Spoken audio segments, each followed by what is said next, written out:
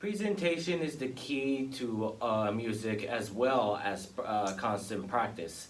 It all comes down to what the directors want, or if there's a specific theme, it goes into what that theme is.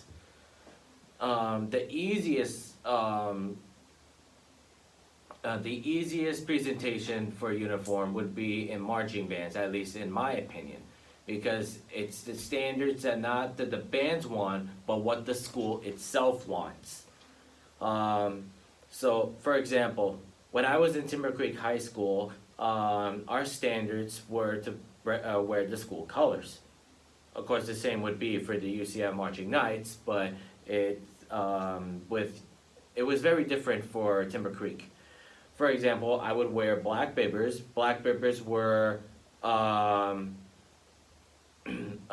black bibbers are known to be black overalls, except instead of buttons on the sides, we would have a zipper, and then we would have strap tighteners on the sides.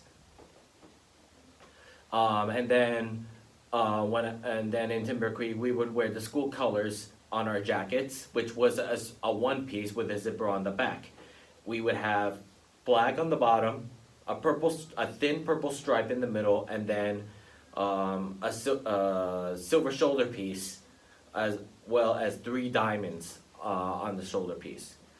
Our hat material were known as shakos, which were marching band hats that would either have or not have a plume topping it. A plume is known to be a feather topper for marching band hats.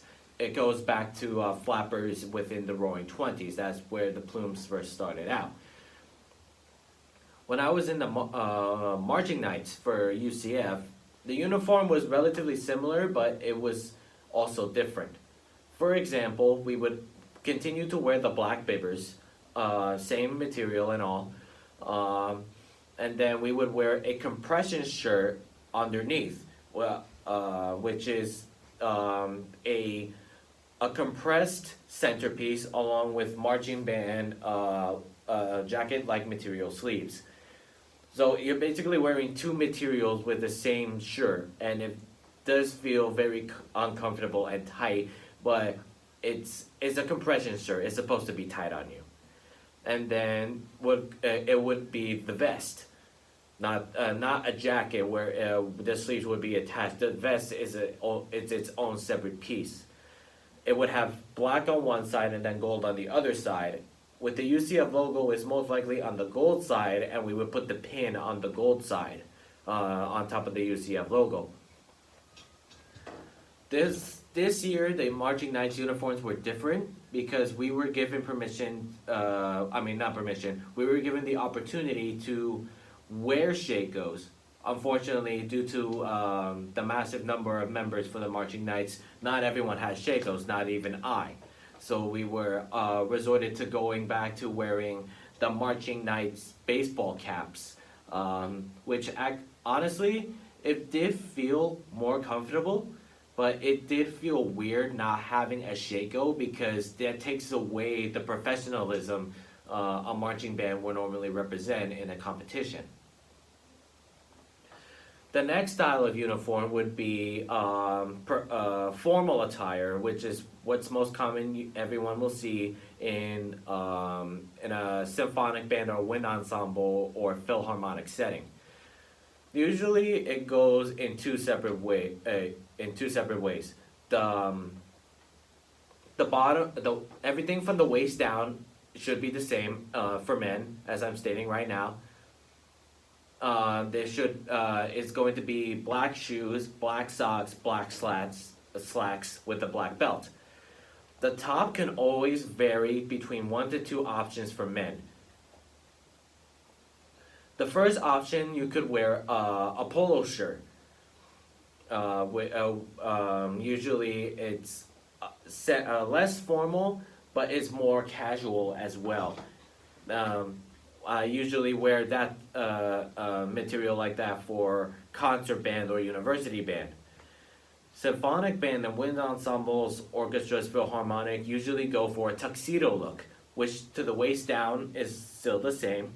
The waist up is actually either a tuxedo shirt with the black jacket, and then you would go ahead and wear a cummerbund, which is a waist belt that would catch anything that's on you and falls into the cummerbund for storage, and then you would just clean it out right afterwards.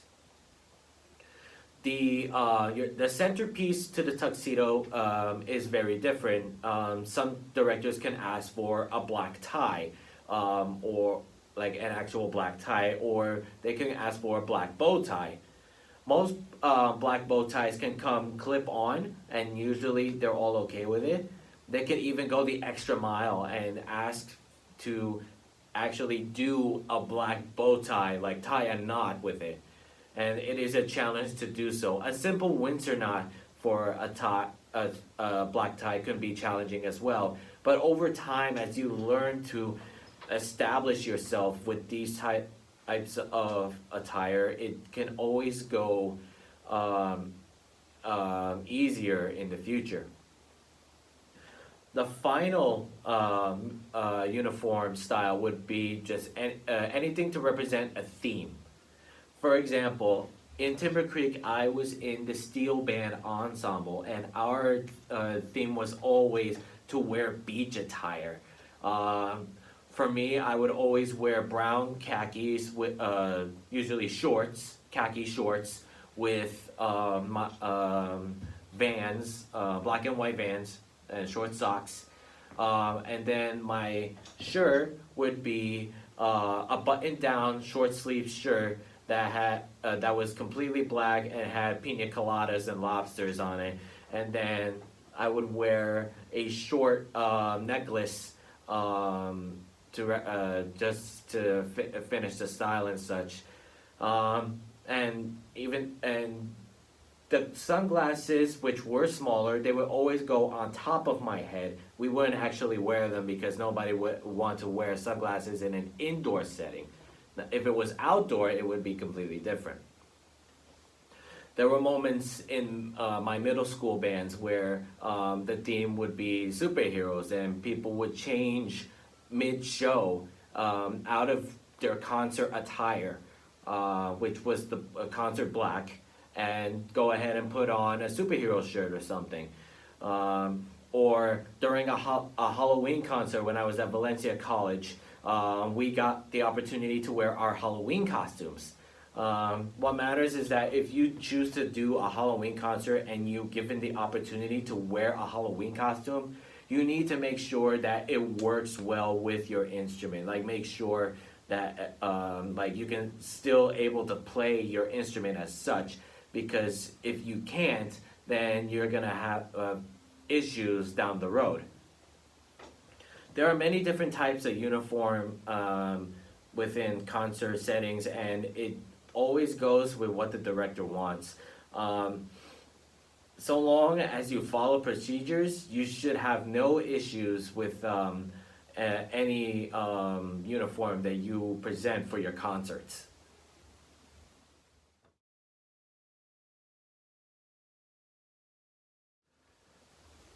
You always want to know how to clean your uniforms. The easiest one is when it fits with a theme or if it's casual wear, because you can pretty much wear what you want for a concert. And you can just do it as you normally wash your laundry. Just make sure you go ahead and follow the instructions that are on the tags, or just do it as you wish, and you should be fine. However, then there are those with strict standards. First is we'll go with the easiest strict standard for marching uniforms. Usually marching uniforms are provided by the school, and they have companies that are recommended for the school. So we have cleaners that provide for us, that are willing to pay to get our uniforms clean. because it's owned by the school and such. For example, just recently, I had to turn in my uniform for marching nights for a daily for the to get dry cleaned, and they were shipped out last week, and they got washed over the weekend, and they are going to be returned to us on the Friday, October 28th, just in time for the homecoming game. Um, and then there were moments while, like in Timber Creek High School, there were we just had to turn in our uniforms, and after every game, and we had no acknowledgement whether or not they were going to get sent to the cleaners or not, because that was all taken care of by the staff and everything. We didn't have to take our uniforms home. Usually, as such, if you are asked to take your uniform home, or if you were asked to send it to the cleaners, just go to where it is that the school recommends you to go, because they know exactly how to wash your uniforms. And if you were asked to take it home but had no idea where it is to take it, or just want to wait for the school to do it, just go ahead and spray it down with Febreze, or Glade, whatever air freshener that works to get bacteria out as well. The next standard there lies with concert black uniforms, which in this case are the polo shirts, dresses, or tuxedos. Usually, those always get sent to the cleaners, regardless if they're owned by a university, if they're owned by a private company, or by a studio. It doesn't matter. They always go to the cleaners regardless. Um, However, what I do is that after every performance, I always look to send it to the cleaners that I know with, because they always know how the suits work. They know what has to be done and such.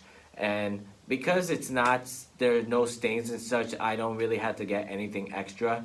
And it usually goes for around $15-20 to get it clean at a dry cleaner. It just depends on where it is that you go. Um, for example, I go to the dry cleaners down by University, because the one I used to have two primary cleaners that were closer to my house, and they were both shut down, sadly, due to lack of business. Um, so what I did was that I would send it to the cleaners right immediately the day after the performance, and it would usually go for about $15 with light starch, because if you add a lot of starch on it, the uniform is gonna get really, really stiff, and it's gonna take time for you to maneuver in it and feel comfortable while wearing it. If you do light starch, it does feel a lot more comfortable. It gets everything clean, and it doesn't feel as immobile. You always have to be sure to add starch with your dry cleaning. If you do no starch, it's quite likely that it won't get all the bacteria out and such. And always go for a no iron. If you have to iron your shirts, it's always best to iron it yourself. Or if you don't know how to iron it, be sure to have someone that does know how to do it. That irons a lot of things, ranging from quilts and such. Make sure that they do it for you, because there were moments where I tried to iron my own shirts, and they would always come out burned or really wet, because you have to spray water to iron the shirt, and I would always not either damage it, or I would have to wait for it to get completely dry. For the dry cleaners, they usually charge extra for ironing. So that's always good to iron it yourself. But if you don't want to spend the extra $5 or $7 just to get it ironed, then there shouldn't be too much of an issue. The cleaning always goes different in many ways, and it usually ties down to what's affordable and what you can do. And a small tip for belts and shoes. Belts damage easy. There were moments where I had to replace a belt every few months because the more times I wear that belt, the more often I would have to replace it because the binding would come off. And belts usually range for $12 to $17. If you go to a third party already, such as Ross or Burlington, like one of those thrift stores. If you go to like Target or Walmart or something, those belts are gonna range you between a good $30. For shoes, always go to ones that have the best deal. I bought mine at Rack Room Shoes. They always have a buy one get one half off sale. And you always want to go ahead and polish your shoes, so that way they can keep scuffs from coming and such. So what you would do is that you would wipe the shoes down with a wet cloth, and then you would just take some shoe polish. That you can easily get it at like a supermarket for $3-5. It shouldn't be too much. And then just go ahead and spread it around the shoe. Grab a dry cloth, and then go ahead and wipe it down. There are moments where you can either do wet shoe polish or dry shoe polish. I recommend the dry shoe polish because it's easier to come off. That's number one. And number two, if you use the wet shoe polish, because you're actually rubbing the bottle onto the shoe, it's quite possible that you can scuff the shoe. So you always want to be careful with that. And that's pretty much it for uniform wear. Thank you so much for watching.